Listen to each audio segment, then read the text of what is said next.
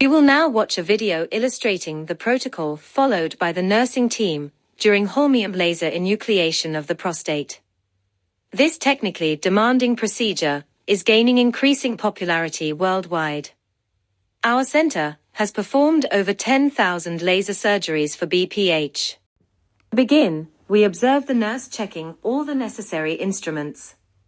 We usually have 2 laser sets of 26 caliber, ensuring a spare is available in case of equipment failure, a damaged camera, or missing or broken parts during sterilization. In addition, we have a 24 caliber laser set, used when the surgeon encounters difficulty accessing the urethra due to its narrow caliber, or the presence of a stricture. During the procedure, the nurse keeps in mind a mental checklist with key questions. Is the 26 caliber laser ready? Is it properly sterilized? Is the 24 caliber laser set available? Confirm. It is essential to have dilators available in the operating theater. Sometimes, the surgeon may find it difficult to introduce the cystoscope through the urethra. For this, we use coloplast dilators, which come in various sizes, from 8 to 28 French. Their availability must be confirmed before starting the surgery, so continuing with our checklist.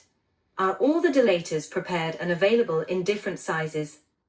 Confirmed. Next step is to verify that all the machines we will be using are functioning correctly. We can observe the nurse setting up the laser that will be used during the procedure.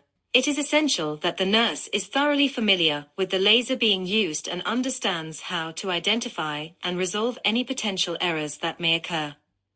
Continuing with our checklist. Does the laser power on correctly? Confirmed. Are the settings properly adjusted to the surgeon's preference? Confirmed. Is the foot pedal correctly connected and operational? Confirmed. Has the laser window lens been checked for protection against potential fiber damage? Confirmed. Is the water cooling system functioning properly? Confirmed. Have we checked the availability of 550 micron fibers? Confirmed. As we can observe, the nurse ensures that both systems operate properly and that the visual quality is optimal. Continuing with our checklist. Does the endoscopic tower powers on correctly and that all the components are properly connected? Confirm. The camera provides a clear, stable, and well-focused image. Confirm. Does all electrical and video connections for secure attachment and integrity? Confirm. Next step is to set up the surgical table with effective coordination by the nursing staff, ensuring that all materials are opened correctly to preserve their sterility, as well as the surgical instrument set.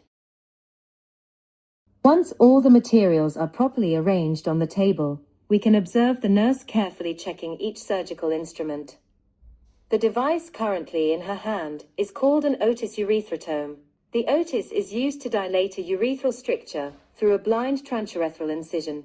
The surgeon introduces the otis through the narrowed section of the urethra and opens it to create an incision in the tissue, allowing the urethra to be widened. This facilitates the introduction of the cystoscope.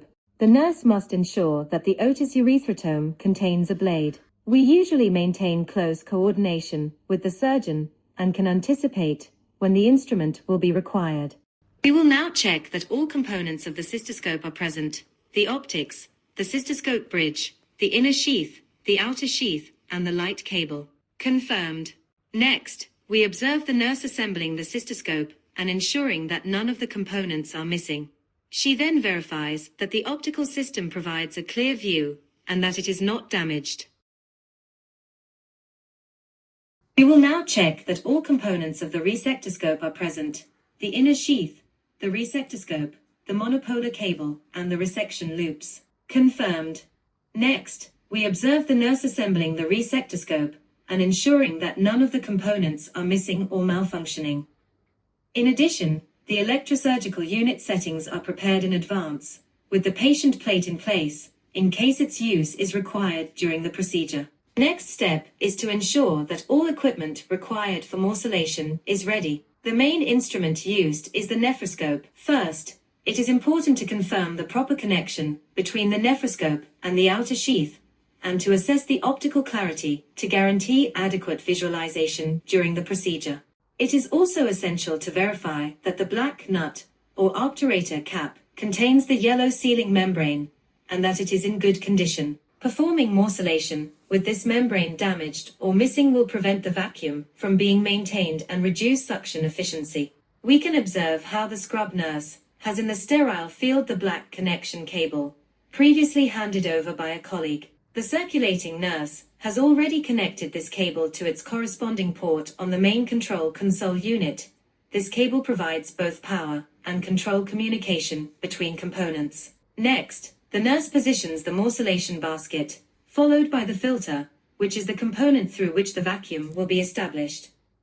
She then attaches the tubing that will connect the filter to the Wolf piranha motor, allowing the suction system to function correctly once activated. The circulating nurse then provides the aspiration tubing set, through which the morcellated tissue will be transported.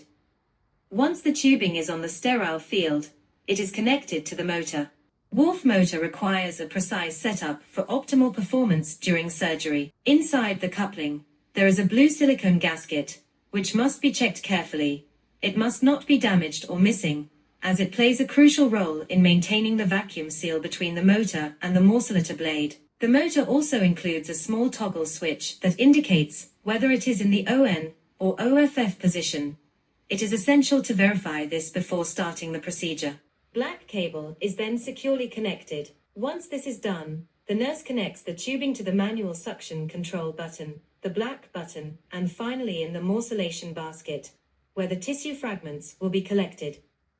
The button enables the nursing team to manually control suction during surgery if needed. It is important for the nurses to remain attentive throughout the procedure. We can now see the nurse mounting the morcellator blade and securing it properly into the motor. Once assembled, the system is primed to establish vacuum, ensuring all components are correctly connected and that the console settings are adjusted according to the surgeon's preferences. In this case, level 2 and a speed of 1,500 RPM. For starting morcellation, the functionality of the entire system is tested using the foot switch. It is important to ensure that the blade opening is set correctly. The correct adjustment allows for optimal cutting efficiency and controlled suction, ensuring a smooth and safe morcellation process. The morcellation system is properly prepared. Next, we can observe how the nurse ensures that the laser fiber is properly cut and stripped for surgical use. Once everything is correctly prepared, the procedure can begin. The aspiration system is connected to the Neptune waste management system, which collects and manages fluids and debris generated during surgery. We can now see the nurse attaching the irrigation system to the saline bags and priming the tubing, a crucial step to prevent the introduction of air bubbles during the procedure. Throughout the surgery, the nurses must remain in constant coordination with the surgeon, anticipating each step. Once the cystoscope has been introduced, the next step is to connect the laser fiber with the nurse's assistance. During the procedure, the nursing team must stay attentive not only to the surgical field, but also to surrounding details, such as replacing saline bags. The surgeon should never be left without irrigation flow, as illustrated here. Once the enucleation is completed, the next critical step is to switch from the cystoscope to the nephroscope in order to begin morcellation. As we can observe, the entire team works in close coordination, and with a well-rehearsed sequence to minimize time and maintain optimal bladder visibility throughout the transition. During morcellation, it is essential that the nurse continuously verifies that all irrigation outlets remain securely closed and that there are no signs of leakage. The presence of leaks or an open irrigation pathway could significantly compromise the safety and progression of the surgical procedure. At the same time, the foot switch is exchanged for the surgeon. It is important that the nurse knows the correct orientation and positioning of the pedal, as each side performs a different function. An incorrect setup may cause difficulties during the procedure. Upon completion of the morcellation, the nursing team assists the surgeon with urinary catheterization. Catheter is correctly positioned and draining clear urine. This concludes the procedure. Thank you.